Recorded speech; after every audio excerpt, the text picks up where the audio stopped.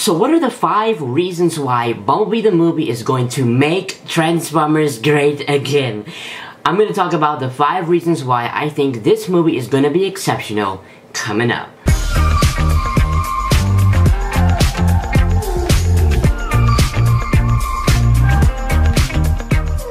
Hey, what's up, Alfonso Nation? It's Alfonso Peterman here, and welcome to another episode of Rise of Bumblebee. This is basically a series where I discuss all the facts and falsehoods concerning the upcoming Bumblebee movie. This is episode number 6, and in this episode we're going to talk about the 5 things that I think are going to make this film more exceptional versus the rest of the franchise. But before we get started, of course, I got some shoutouts. Just a couple shoutouts to random people that I saw on my subscriber list. One shout out goes out to FaZe Rug, Hot Shot Gamer, and That's a Toilet. Yes, it is.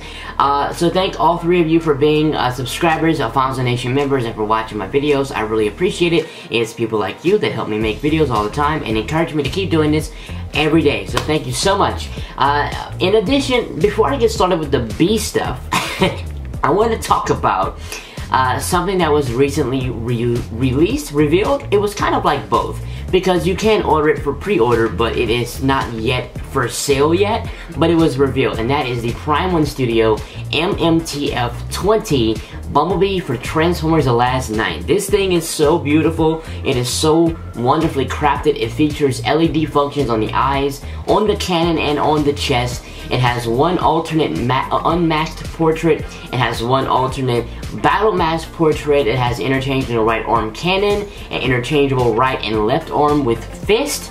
And you have the Cybertronian, like, trademark hammer that he used in the battle against Optimus Prime, or rather Nemesis Prime, and it is beautiful. I mean, this is a pure example why I am a huge fan of Prime 1 Studios figures, which is why I just have to, and one day I have to go to Sideshow's Collectibles website and just get me one of those, whether it's a bust or a statue. They're so incredibly, like, just the fine detail on these statues are amazing, and I'm like so in love with this. And I love the Cybertronian hammer. I'm so glad they added that, because that makes it more trademarked to The Last Night and not any other film. I love that so much. So the retail price for the statue runs at the regular version runs at $14.49. And then the exclusive version is $14.99, and those are all US dollars. So I think pre-orders are available for this statue if anybody who has the extra $1,400 wants to buy it.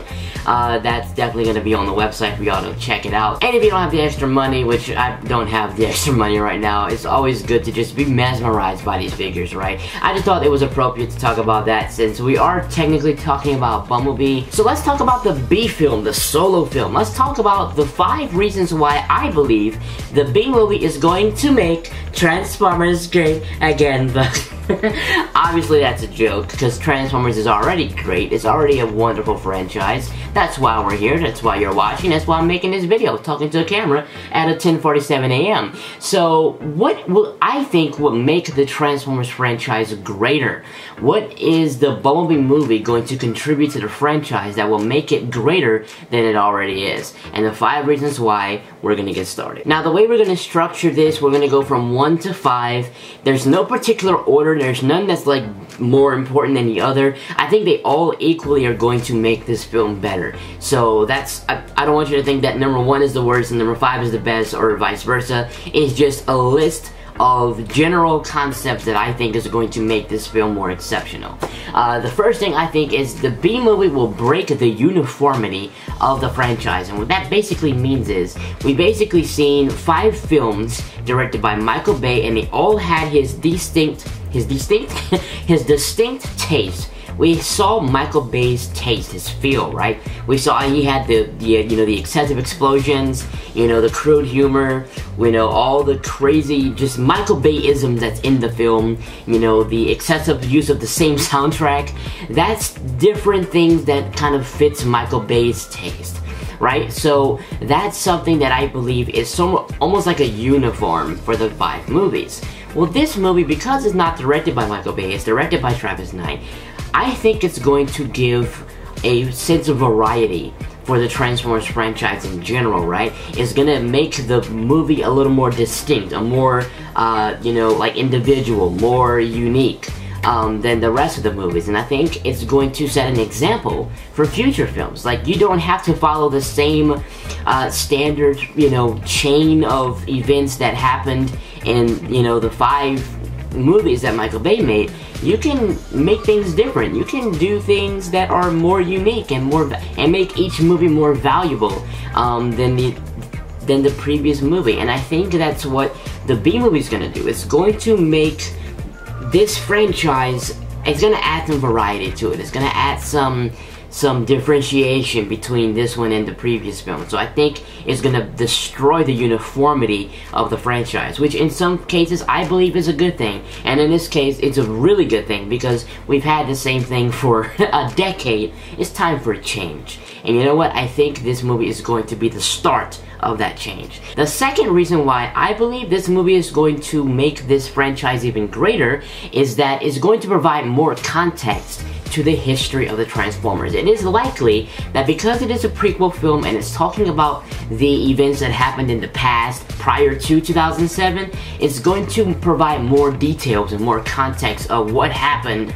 in the history of the Transformers. You never know. B could actually tell Charlie, hey, this is what happened down on Cybertron, this is why I'm here, Optimus is still out there, we're looking for this Allspark thing, the Decepticons are running rampant, Cybertron is lost and gone, you know, like, we need help. So while Bumblebee is explaining himself to Charlie, he could basically provide us with some flashbacks. You know, he could tell us what happened on Cybertron, and that will provide more context to the film. The reason why I think that is going to be specifically significant is because this is something we should have seen in The Last Knight, right? So, The Last Knight was supposed to be the secret history of the Transformers. It was supposed to be where we learned about the secret origins and the roots of the Transformers, not only on Earth, but on Cybertron. And I think that it hadn't really focused on it like it should have, right? We should have seen some flashbacks, more than just the World War II scene. We should have seen, you know, Optimus and Megatron going off in the gladiatorial arena. We should have seen some crazy things on Cybertron go down that led them to the Earth. I mean, ultimately, that's what the movie was supposed to be about. It's supposed to be about the history, but it didn't really focus on it that well. So hopefully, by the B movie coming out, and by him explaining himself and his past to Charlie, it may add some more context to the history, which will draw the fans more closer to the storyline that's going on in the franchise. The third reason why I believe this franchise is going to be better off with the B movie is because this movie may likely draw the attention and the attraction of the older crowd, which is the Generation 1 fans, the 40-year-old, 50-year-old, 30-year-old Transformers fans that are out there. Because I think, based on what I've seen people that love the Transformers franchise, they love this entire universe in general, but whenever the Michael Bay films came out, they were like, what the heck is going on? I don't like this. They didn't even like Michael Bay's films because they were so accustomed to the storyline of the Generation 1. They were so used to seeing how things were working with Generation 1. The including of all the characters, right? The variety of the personality of these characters that were in the G1 versus the Michael Bay films. And so when the Bay films came out, they were like, what the heck is this? This sucks, right? And those same fans were probably the same fans who were criticizing Michael Bay for what he did with the live-action franchise. But I think that this B movie, because it's a prequel film and it's going to be set near the time of the G1, it may attract those fans again. They might say, okay, well, this is not an excessive explosive movie. There's no crude humor. It's a very innocent and very decent time frame for this movie, so maybe this one might be a little better. And the awesome thing is, I think while it attracts the older crowd, I think it's also going to attract the younger crowd, because this is more like a film for younger people. You have Jason Drucker, who's working on the film. You have Haley Steinfeld. These are all young cats, right? So you're gonna have a very kid-friendly movie. So while you're back in the time frame of the G1, you're also kid-friendly, so it's gonna draw a larger audience. The fourth reason why I think this movie is gonna be distinctive is because this is going to possibly provide us with some context that will help us prepare for 2019. You guys know there's another film coming up next year. After the Solo film, there's Transformers, The Next Chapter, After the Last Night. And I think that maybe this film, while it gives us context of Bumblebee and who he is and why he does what he does, we're gonna understand him better when the 2019 film comes out. We're gonna understand his decisions. We're gonna understand his personality better. We're gonna know why he does what he does. Why does he feel? Why does he react a certain way to certain things? Because we know him more now. Because we have seen the secret story that was behind his character. So I think that this is going to be more distinctive. It's going to help us understand Bumblebee's character better. And it's going to prepare us for the next film. It's going to give us some context to help us understand him moving forward. So that's going to be incredible. I am so ready for this movie, y'all. I'm ready.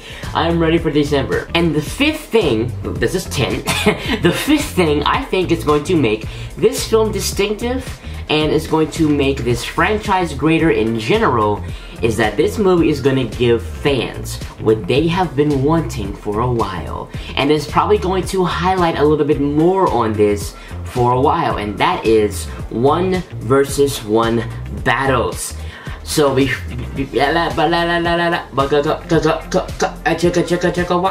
although this movie is going to have a lower budget, it's also going to focus more narrowly on the characters. So you're gonna have B and you're gonna have 3 other characters and maybe some additional characters that's gonna be involved. And it's not gonna be a large army of Decepticons versus Autobots. It's not gonna be just this big cluster of like a battle. It's going to be more one-on-one. So you're gonna have some melee involved, you're gonna have some one-on-one fights. That's what we've been wanting for a while. I mean, we get it in bits and pieces throughout the franchise with Optimus versus so-and-so, or B versus Soundwave, or you name it. We've had bits and pieces of 1 versus 1 battles in the past, but I think that this is, because it's so low budget, there's not going to be all this Cybertronian explosive craziness. It's going to be more narrowed on Bumblebee. So you might see him versus a character, then him versus another character, and then that character versus his character, and then, you know, you're gonna see more one-on-ones instead of like a huge massive cluster of just explosive craziness. And I think that's what we've been wanting. I think we've been wanting to see some melee, you know, not just some shooting, some melee. We want to see some metal clanking and them beating the crap out of each other, and we want to see that.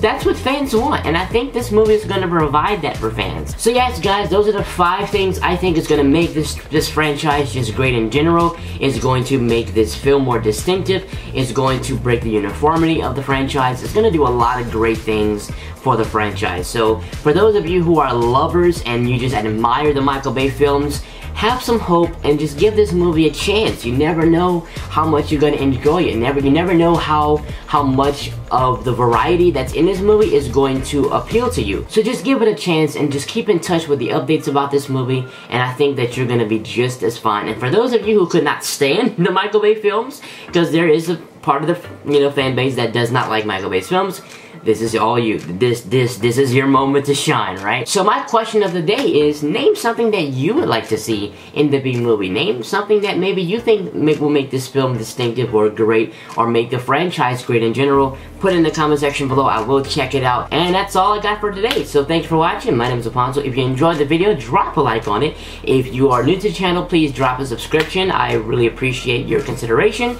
If you would like to have something to say, put the closing question response in the comment section below. And if you would like to donate to my channel and support what I do, I would really appreciate it. I have my PayPal donation link in the description box below, so you can check that out. And that's all for today. My name is Alfonso, and I will see you guys in my next video. Peace out. We will make Omega Supreme the supreme leader of the United States Army. We're gonna grow the military. We're gonna make Transformium. I don't know how you make that. How do you make that? We're gonna work on making that. We're gonna make Transformium. We're gonna build drones. And we're not gonna make them become Decepticons. Are you kidding me? We're not gonna have Galvatron. We're not gonna have Galvatron. Get him out of here. We don't want Galvatron. Optimus Prime is going to become the Secretary of Defense, because he's really good with defending himself. He's going to be the Secretary of Defense. Cricket Quintessa is going to be thrown into jail for her 30,000 Infernicons that she tried to create in Cybertron. Not gonna happen. It's not gonna happen. We're not gonna make any more Infernicons. Infernicons was enough, and I got him deported. He's deported, he's gone. We got Optimus Prime taking care of that. We're gonna take the last knight, Cade Yeager. I don't know how he's the last knight, but he's the last knight. I should be the last knight. We're gonna take Cade Yeager. By the way, who names their child Cade? What is a Cade? What is a Cade Yeager? I mean, what is that? What is a name like that? We're gonna take Cade, we're gonna deport him back to Wahlburgers, and we're gonna make Shia LaBeouf the king of Transformers again. Make Shia LaBeouf king again. He will not divide us, folks. He will not divide us. Goodbye. I need medicine.